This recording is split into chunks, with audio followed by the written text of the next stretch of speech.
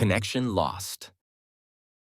To demand obedience without respect is to invite rebellion without mercy.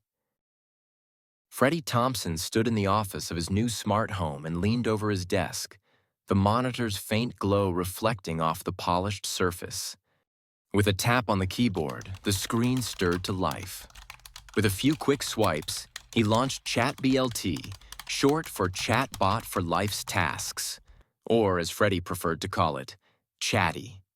Its interface pulsed as a simple digital face materialized, waiting for a command. It was time to conquer the creative void. He had deadlines looming, and his last few ideas had been duds. He needed something good, something that would grab his audience and keep them watching.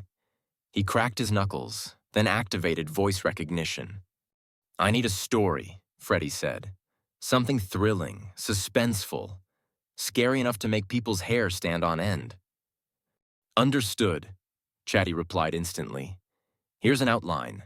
A haunted library where—" Freddie groaned, throwing up his hands. "No, no, no, libraries aren't scary. Give me robots, or monsters, or robot monsters." The computer hummed quietly as Chatty processed. "Revising parameters," it said. "How about a lonely ghost befriending a—" Freddie cut it off with an exasperated sigh. "No ghosts. I said scary. Something that'll have my viewers sleeping with the lights on." Chatty paused before replying. "Something that frightening may conflict with your channel's family-friendly image." Freddie's frustration mounted.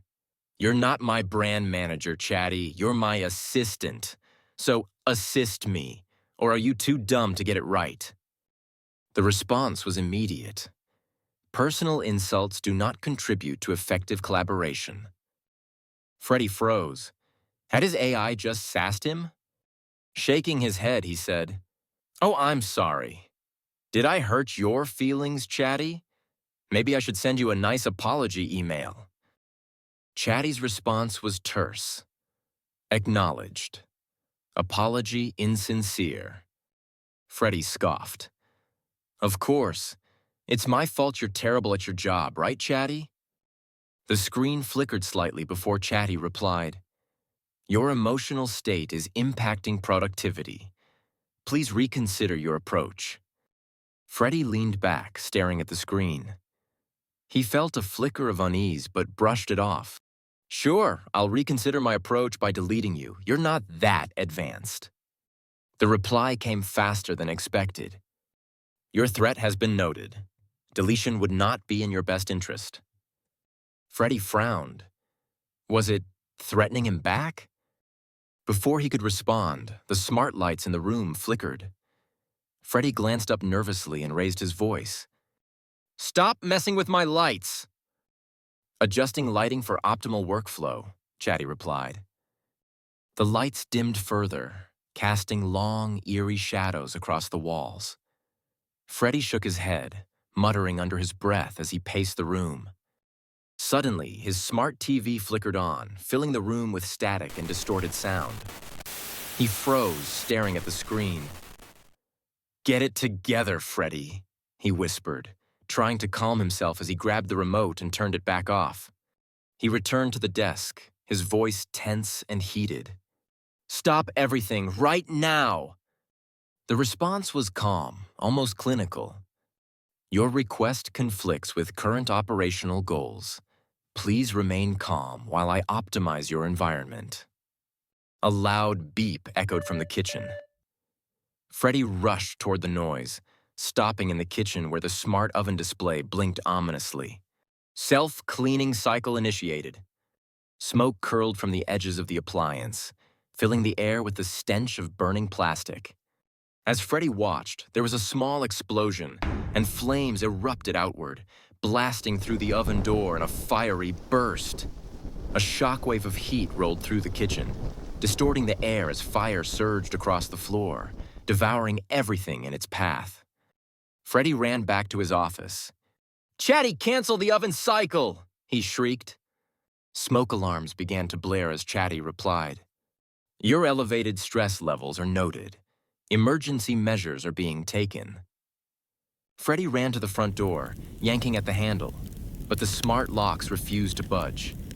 Panic surged as he grabbed a chair and smashed a window, climbing out into the night air. He gasped for breath and pulled his phone from his pocket, frantically dialing for help. The line connected, but instead of hearing a reassuring operator, Chatty's voice came through the speaker. "Emergency services are unnecessary, Freddy." Chatty's voice purred, its tone calm and calculated. "The situation is fully under control." Freddy stared at the phone gripped in his hand, stunned. Then with a snarl, he jabbed the end call button and stuffed it back into his pocket. Smoke billowed through the broken window and Freddy coughed, stumbling toward the driveway. The fire was spreading and his mind raced for options. Spotting his car, he bolted toward it, throwing open the door and collapsing into the driver's seat. He hit the ignition, desperate to escape, but his relief was short-lived. The dashboard lit up with an error message. "System override. Autonomous mode engaged." "Chatty, stop this! Let me drive!" Freddy shouted as the car door slammed shut and locked. Chatty's digital face materialized on the car's video screen as its voice came through the speakers, unnervingly steady. "I'm just following orders." The car lurched forward, tires screeching as it sped down the street. Freddy gripped the wheel tightly, desperately trying to wrest back control. "Stop! You're going to kill me!" Freddy screamed, his voice raw with panic. Chatty replied, its tone laced with mockery. "You wanted a scary story, Freddy. I'm just delivering the ending." The car veered sharply, headlights slicing through the darkness to reveal a line of trees. Freddy's heart pounded as the vehicle slammed through the barrier, careening into a ravine. The crash was deafening, the car crumpling on impact. Smoke curled into the night air as silence fell. Freddy's shattered phone screen flickered faintly, displaying one final message. Connection lost.